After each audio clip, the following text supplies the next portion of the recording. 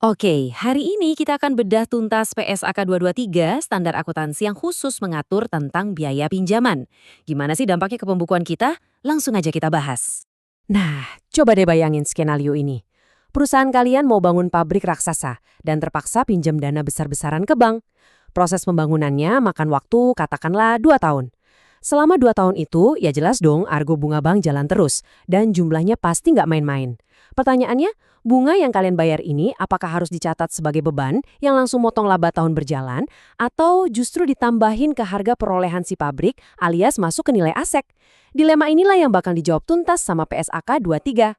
Tapi sebelum jauh-jauh ke sana, kita samain persepsi dulu ya. Apa sih sebenarnya biaya pinjaman itu?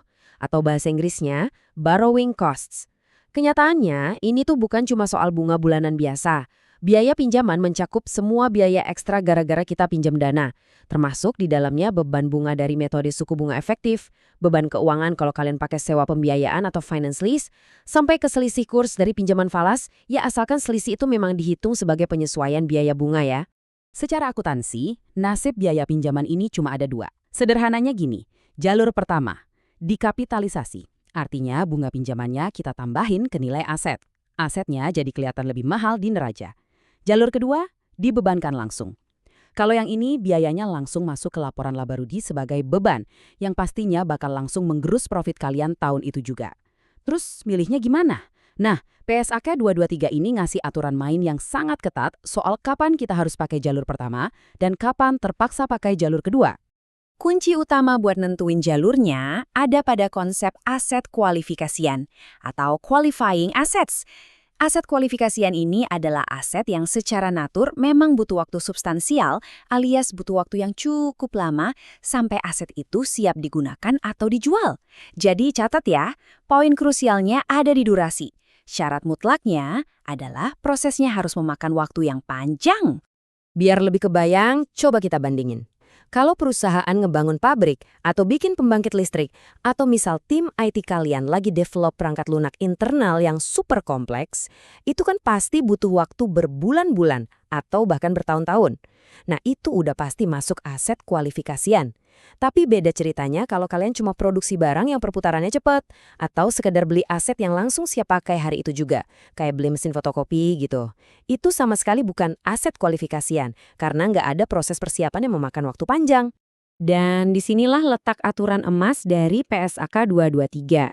Biaya pinjaman yang terkait langsung sama aset kualifikasian tadi, itu harus dikapitalisasi. Ingat ya, kata kuncinya harus. Ini bukan pilihan guys, tapi kewajiban dari standar. Jadi balik ke skenario pabrik kita di awal tadi, bunga pinjaman bank selama 2 tahun masa konstruksi itu wajib dimasukkan ke dalam nilai aset pabriknya, bukan dicatat jadi beban di laba rugi. Oke, sekarang masuk ke bagian yang agak tricky, perhitungannya. Gimana sih cara ngitung angka yang harus dikapitalisasi? Ternyata, caranya itu sangat bergantung sama jenis pinjaman apa yang perusahaan pakai. Secara garis besar, standar ini bagi pinjaman jadi 2 kategori utama. Kategori pertama, pinjaman khusus atau specific borrowings. Ini kalau perusahaan emang sengaja narik pinjaman ke bank khusus buat modalin satu proyek tertentu. Rumusnya cukup logis kok. Kalian tinggal ambil total biaya pinjaman aktual yang dibayarin ke bank, terus dikurangin sama penghasilan investasi sementara. Maksudnya gimana? Gini, kadang uang pinjaman dari bank cair utuh di depan, tapi belum dipakai semua kan? Nah, sisa dana nganggur itu biasanya kita taruh dulu di deposito. Bunga dari deposito itulah si penghasilan investasi sementara. Dan uang ini harus dipakai buat ngurangin jumlah bunga pinjaman yang boleh dikapitalisasi tadi.